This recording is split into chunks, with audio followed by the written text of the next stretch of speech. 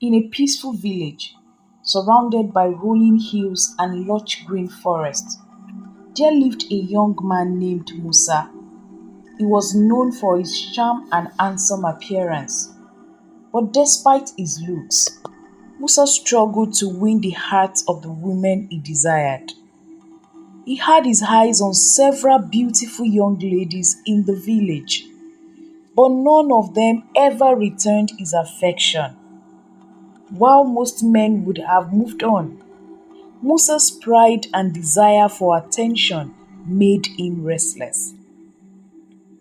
One evening, as Musa walked down the bush path after a long day at work, he came across an old woman struggling to carry a heavy basket of firewood. Her frail frame and tired face showed that she has been working hard all day, and yet no one had offered her help. Musa, moved by her struggle, decided to stop and assist her. "Let me carry that for you, mother," he said kindly, taking the heavy basket from her. The woman looked up at him, her eyes twinkling with gratitude. "Thank you, young man. Not many would stop to help an old woman like me." Musa smiled. "It's nothing. You shouldn't be doing this all by yourself." He walked her back to her small cottage on the edge of the village.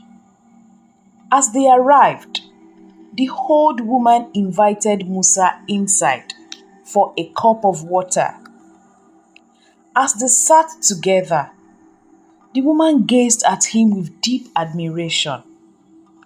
"You have a kind heart, and for your kindness today, I want to give you something special." She pulled out a small wooden box. She opened it carefully, revealing an ancient looking silver ring with strange symbols carved around the band. "This is no ordinary ring," she said softly. "It holds great power. Whoever wears it can make a wish. And if the wish is good, it will come through. But beware," she warned, her voice becoming serious. "You must only use it with pure intentions. Do not misuse this power, or it will bring you great misfortune." Musa's eyes widened as he took the ring from her. He marveled at the idea of such a powerful gift. The old woman's warning echoed in his mind, but excitement filled his heart. "Thank you, mother," he said, bowing gratefully. "I will use it wisely." The next day, Musa returned into the village, eager to test the power of the ring. He couldn't stop thinking about Zainab, a young woman in the village whom he had admired for months. Zainab was known for her beauty and grace, but she had always ignored Musa's advances, never showing the slightest interest in him. As Musa saw her walking through the village square that day, an idea crept into his mind.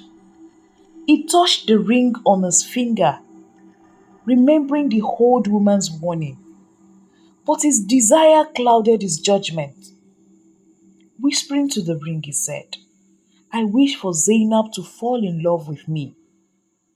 Almost immediately, Zainab, who had been walking in the opposite direction, turned around and smiled at him, something she had never done before. She walked straight up to Musa and, without a word, took his hand as if she had been in love with him all along. Musa was stunned. His heart raced with excitement. It worked, he thought. The power of the ring was real. And now, Zainab, the most beautiful woman in the village, was his. Days passed, and Zainab followed Musa everywhere, doing everything he asked. The people of the village were surprised by this sudden change, but no one knew the secret Musa held. Soon, Musa's excitement turned into greed. The ring had given him what he wanted, and now he craved more. He began using the ring to make more wishes. Every time he saw a woman he liked, he would make a wish for her to fall in love with him. One by one, the young women of the village and even married women started following Musa, completely enchanted by him. Musa enjoyed the attention and felt powerful. He had everything he had ever wanted: beauty, admiration, and love from all the women in the village. He never once thought about the consequences of his actions, ignoring the old woman's warning. One evening, Musa spotted a woman he had never seen before. She was breathtakingly beautiful, with long black hair and piercing eyes that seemed to glow in the moonlight.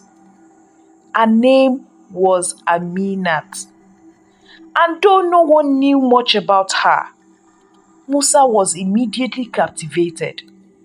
He wanted her more than any other woman he had wished for. Once again, Musa touched the ring and whispered, "I wish for Amina to fall in love with me." As expected, Amina turned towards him, her eyes locking onto his. She smiled and walked towards him, just as all the others had done. Musa was filled with triumph.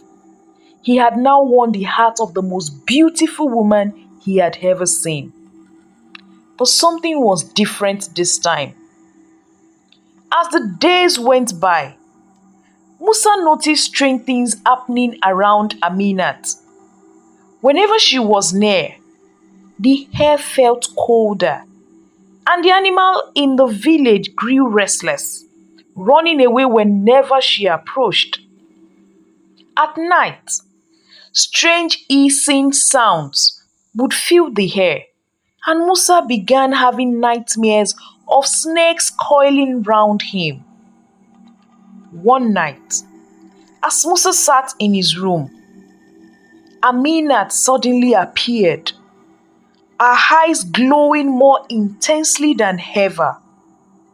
Without warning, she spoke in a voice that was not her own, deep, cold, and full of malice.